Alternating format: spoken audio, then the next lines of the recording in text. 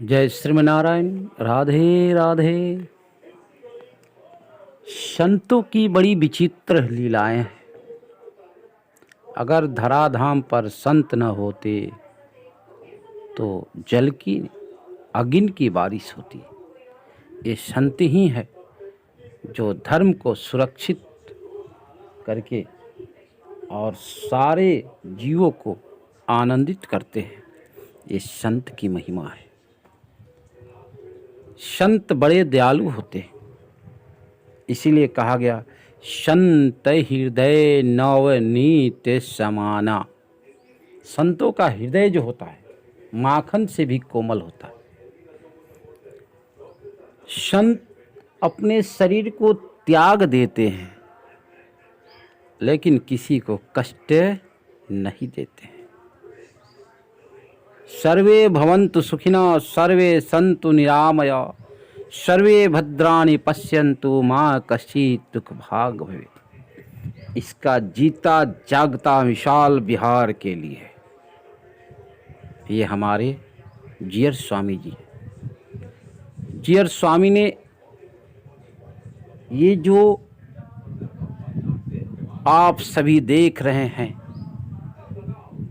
Media के माध्यम से, अपने नेत्रों के सामने से, कि इतनी दूर दूर से संत को बुला करके हम सभी का नेत्र सुफल करते हैं, तो ये हमारे परम पूज्य श्री जीयर स्वामी जी महाराज के माध्यम से आज संतों की स्वागत धर्म सम्मेलन के माध्यम से ये संतों का दर्शन हो रहा है। जो हम लोग बड़े भाग मानुष तन पावा, बड़े भाग से मनुष्य का तन मिलता है। और ऐसे भी कहा गया दुर्लभो मानुषो देहि देहिनाम क्षणभंगुरा। अगर संसार में कोई दुर्लभ है तो मनुष्य का शरीर, और उससे भी दुर्लभ है संत का दर्शन। और संत का कहीं दर्शन हो जाए तो कहते हैं उससे भी दुर्लभ क्या है, उनकी वाणी। तो संत का दर्शन हो जाए तो उनकी वाणी का श्रवण करके अपने जीवन को उद्धार करना चाहिए।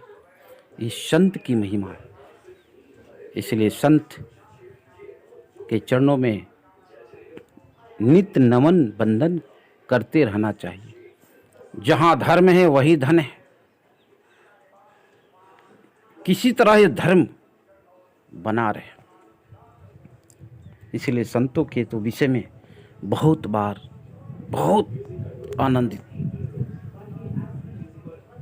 तो कहते हैं सरिता सर निर्मल जल सोहा संत हृदय जस गत मद मोहा। ऐसे संत होते हैं। एक बार की बात, एक नदी में एक बिच्छू पानी में गिर गया। गिर करके बह रहा था, दह रहा था। तो एक संत ने देखा कि ये बिच्छू जो है बार बार पानी से बाहर निकलना चाहता, लेकिन धार जो है उसे अंदर ढकेलते जा रही है। ऐसे विचार करके उन्होंने अपने हाथ उस बिच्छू के नीचे लगाए, जल से बाहर किए। जो बिच्छू बाहर आया, महात्मा जी के हाथों में डंक मारा। क्योंकि बिच्छू का स्वभाव है, कोई भी जीव कभी किसी का हानि नहीं पहुंचाता है। जब तक उसको कोई मारेगा नहीं, वो किसी को मारने के लिए तैयार नहीं होता है। सांप भी है, सांप मनुष्य को देख के भागता है, लेकिन सांप जो है, अगर सांप को कोई मारने जाए, या तो प्रारब्ध का हो, भूत भविष्य वर्तमान कहीं ना किसी का दोष ठहरता, तभी सांप जो है या तो काल बन करके आके उसे डसता है, नहीं तो सांप भी जल्दी किसी को छूता नहीं है। वो सोचता है हम कज होकर के निकल जाए, उससे सामने से निकले। मनुष्य वो भी डरता है। कोई भी किसी की हानि कभी नहीं करता है। हानि तभी होता है या तो अदला बदला किसी न किसी जन्म का उसके साथ शुद्ध मूड पूरा करने के लिए उसके साथ ऐसी घटना घट जाती है। तो महात्मा जी उस बिच्छू के ऊपर जब भी हाथ पड़ता था वो बिच्छू जो है डंक मारता, क्योंकि बिच्छू का स्वभाव ही है डंक मारना, उसकी यही स्वभाव है। लेकिन महात्मा जी बार बार निकालते हैं, बार डंक मारता फिर गिर जाता। ऐसे करते बहुतों बार हुआ। तब तक एक व्यक्ति ने देखा और देख करके महात्मा जी के पास गया। बोले महाराज, इस बिच्छू को बार बार निकालते हैं, बिच्छू बार बार आपको डंक मारता है और बार बार पानी में गिर जाता है, छोड़ दो। महात्मा जी मुस्कुरा के बोले वाह, अरे प्यारे, बिच्छू एक जीव है, जीव हो करके ये अपने स्वभाव को नहीं छोड़ सकता है, तो हम तो एक मानव है। तो जब जीव हो करके ये अपनी स्वभाव नहीं छोड़ सकता है तो हम मानव हो करके अपनी स्वभाव, हम संत हो करके अपनी स्वभाव को कैसे छोड़ सकते हैं।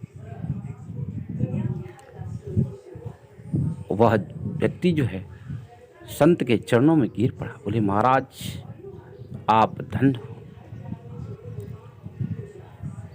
एक जीव होकर के अपना स्वभाव नहीं छोड़ सकता है तो हम संत होकर के अपनी स्वभाव कैसे छोड़ सकते हैं। जीव का काम है, उसका वो विष ही है, उसका वो वही नियम है, वो जो छुएगा उसको डंक मारेगा अपने शरीर को बचाव के लिए।